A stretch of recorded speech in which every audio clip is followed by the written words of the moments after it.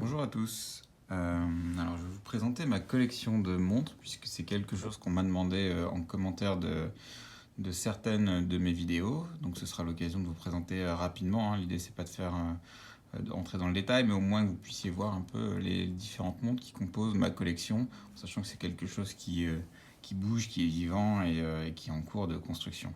Et probablement que voilà, d'ici quelques années, la collection sera assez différente. Alors peut-être avant de commencer, deux mots sur la boîte, parce qu'on m'a également demandé d'où elle venait. En fait, elle est très belle, je suis très content de l'avoir trouvée. Je l'ai trouvée chez Mister Chrono à Paris. Je crois qu'elle est encore en vente, encore disponible. Et ils ont également un site internet si jamais vous êtes intéressé. Donc c'est du bois laqué bleu avec une petite clé. Bon, ça sert pas à grand chose, mais voilà, qui permet de le fermer quand même si jamais vous le souhaitez.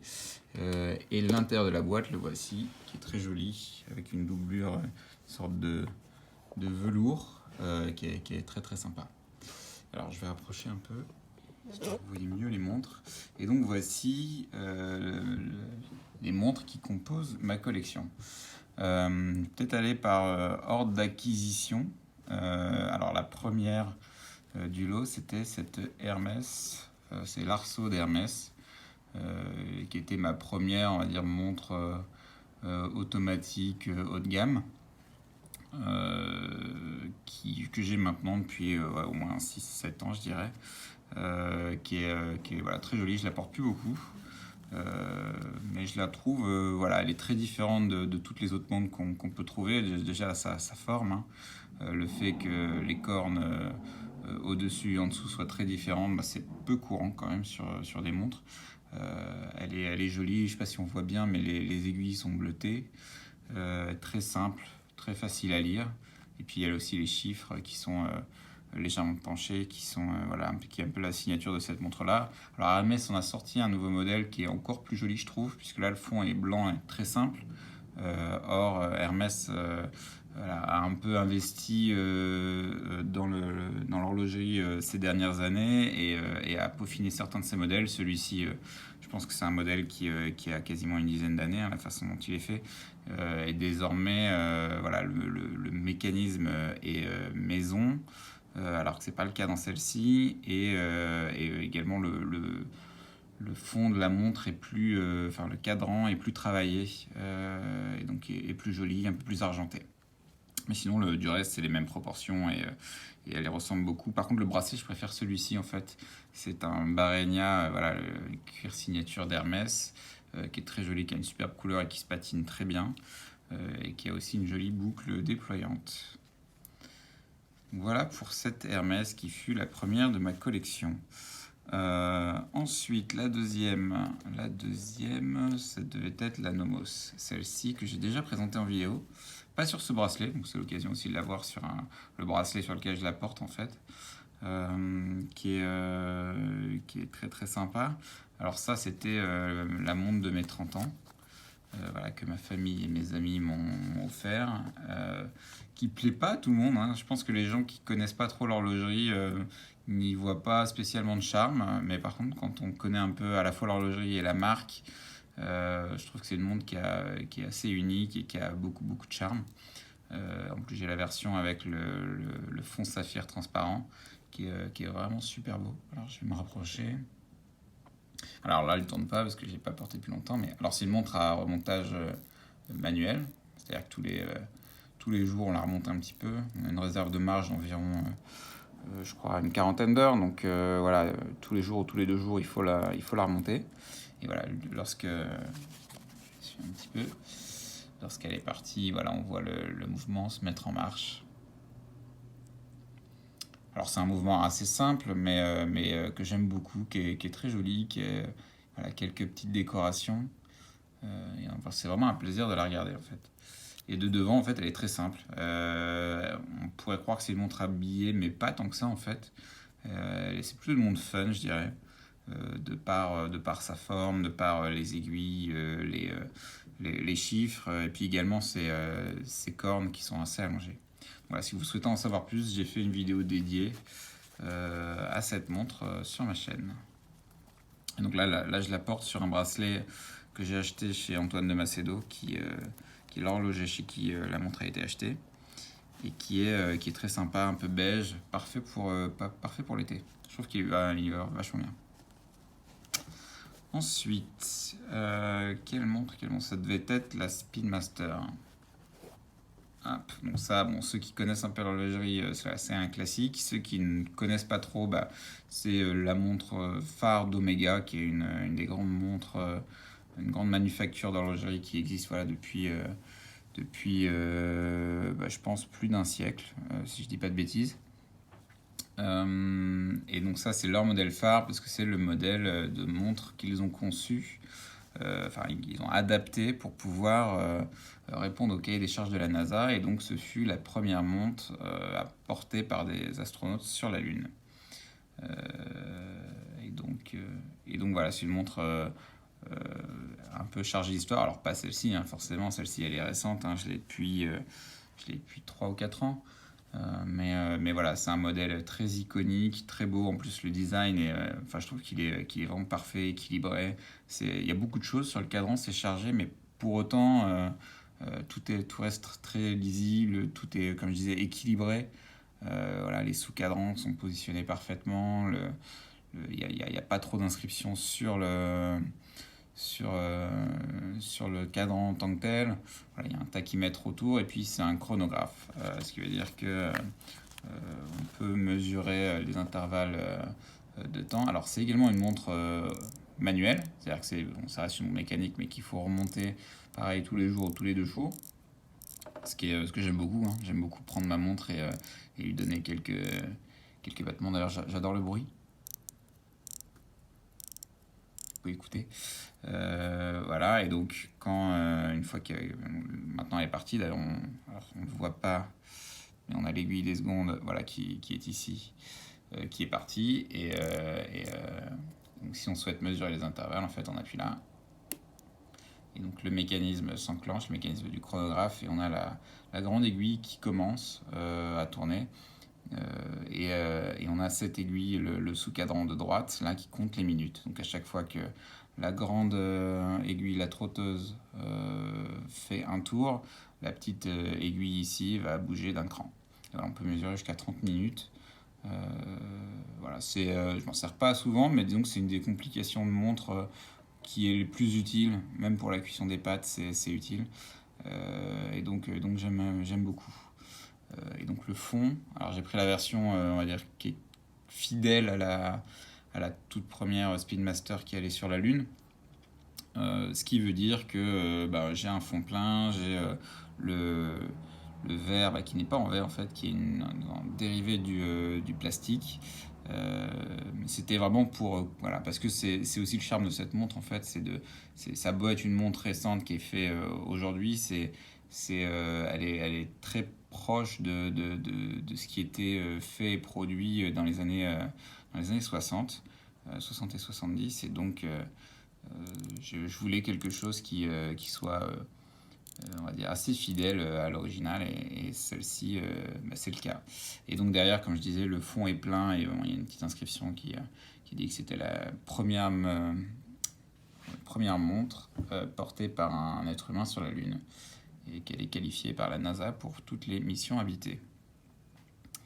Donc voilà, et donc je la porte, j'alterne sur le bracelet métallique qui vient avec, qui est très sympa, j'aime beaucoup. Les puristes préfèrent les bracelets d'origine, ce que je trouve également très beau, mais ceux qui sont vendus avec la montre aujourd'hui, je les aime beaucoup aussi. Par contre, c'est assez lourd, et donc pour alterner, j'ai acheté ce bracelet-là récemment, également chez Mister Chrono d'ailleurs, d'une marque, je crois que c'est Chrono Passion, Chrono Keeper. Voilà, la marque est ici. Alors je sais pas si on le verra trop à l'objectif, mais voilà, Chrono Keeper avec un K. Et voilà, ça accentue un peu le côté vintage avec ce cuir un peu vieilli, cuir un peu retourné comme ça, c'est très sympa, et voilà, je trouve que ça lui va bien, et puis pour l'été c'est aussi sympa, même si je ne l'ai pas encore porté cet été. Donc voilà pour l'Omega Speedmaster, qui est peut-être la montre que j'ai le plus portée, hein. Voilà, une montre, je pense qu'on peut difficilement s'en lasser, peut-être voilà, au bout de de dizaines d'années ou alors lorsqu'on a une collection avec des dizaines de montres, bah, c'est peut-être plus celle qu'on porte beaucoup, mais en tout cas, voilà, moi, tant que j'ai quelques montres, et bah, celle-ci restera une de celles que je porte le plus. Voilà. Alors on passe dans un tout autre registre ensuite, c'est cette Casio que j'ai acheté juste après, qui m'est utile surtout pour le sport en fait. Voilà, je la porte pas souvent, en tout cas pas souvent dans la ville, mais par contre, lorsque je fais des sessions sport et que je dois chronométrer des intervalles, bah, c'est hyper pratique. Et donc, voilà, c'est ma montre de sport et ça fait le job et ça coûtait une vingtaine d'euros ça remplit pleinement la fonction d'une montre. Ce qui est marrant, hein, parce que toutes les montres en dessous valent beaucoup plus. Pour autant, elles donnent l'heure, voire moins bien l'heure que celle-ci. Donc voilà, cette Casio, j'ai pas grand chose à dire dessus, hein. Je crois elle a la lumière, oui voilà. Bon, ça pareil, je m'en sers pas vu que je la porte quand je suis en salle et que je fais des exercices que je veux chronométrer. Donc il y a la lumière. Donc voilà, j'utilise surtout le mode chrono. Voilà, ici j'ai un mode 1 minute. Si je veux faire des répétitions d'1 minute, c'est parti. Au bout d'1 minute, ça sonne. Voilà, et on peut remettre à 0.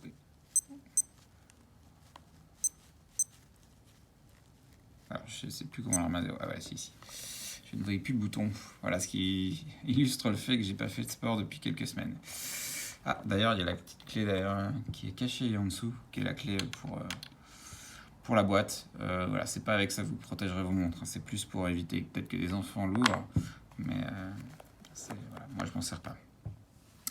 Ensuite, cette montre-ci que j'ai achetée l'année dernière, voilà, je l'ai achetée en précommande avant même qu'elle sorte parce que j'ai été complètement charmé par son design que je trouve vraiment très réussi, qui est la Baltic Aquascaf.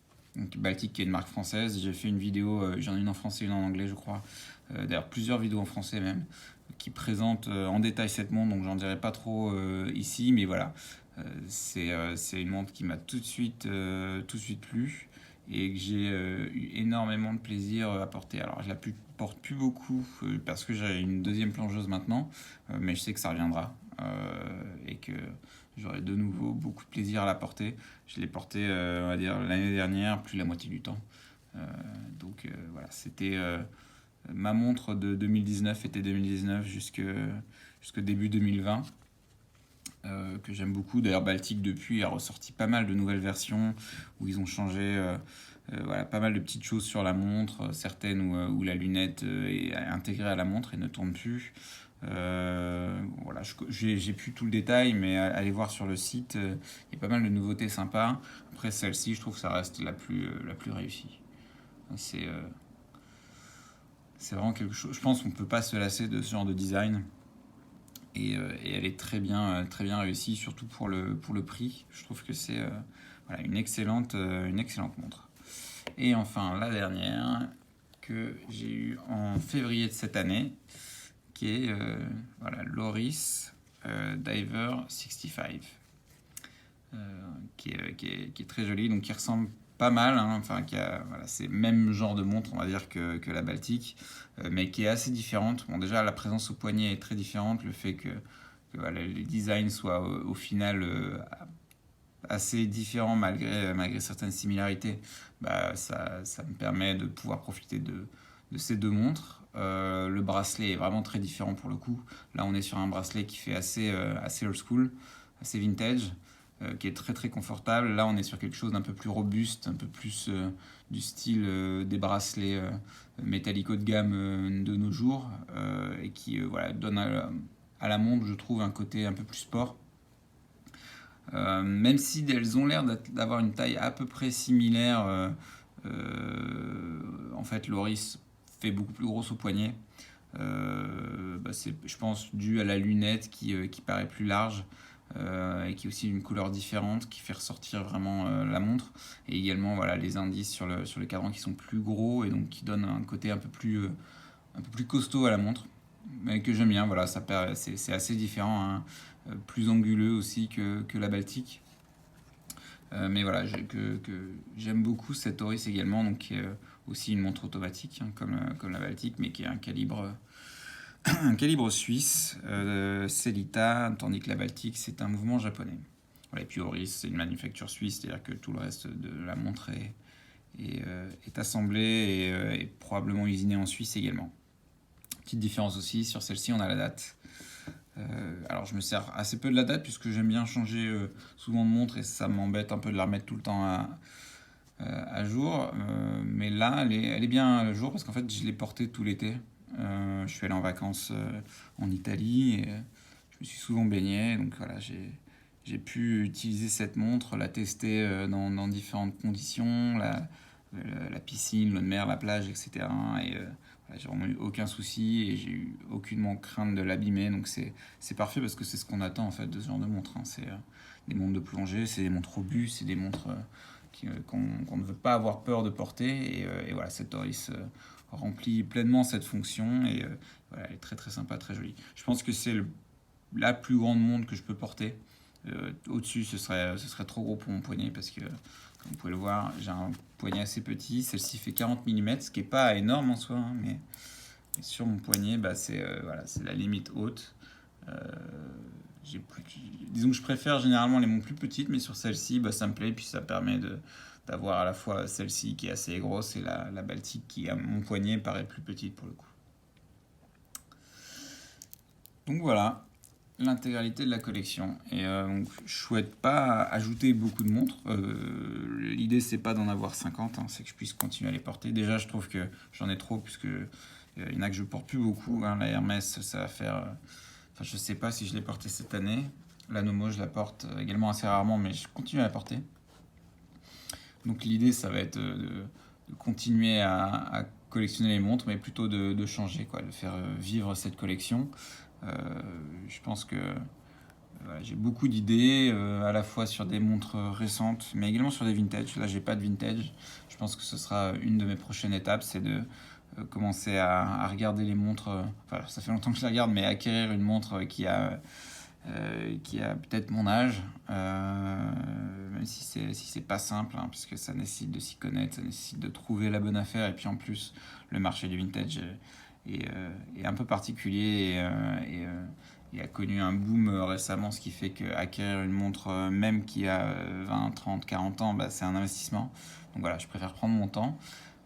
Probablement que voilà, ma collection voilà, évoluera petit à petit, peut-être une montre par an, ce serait une bonne chose pour éviter de mettre trop d'argent dans cette passion, parce que ça coûte quand même un peu d'argent.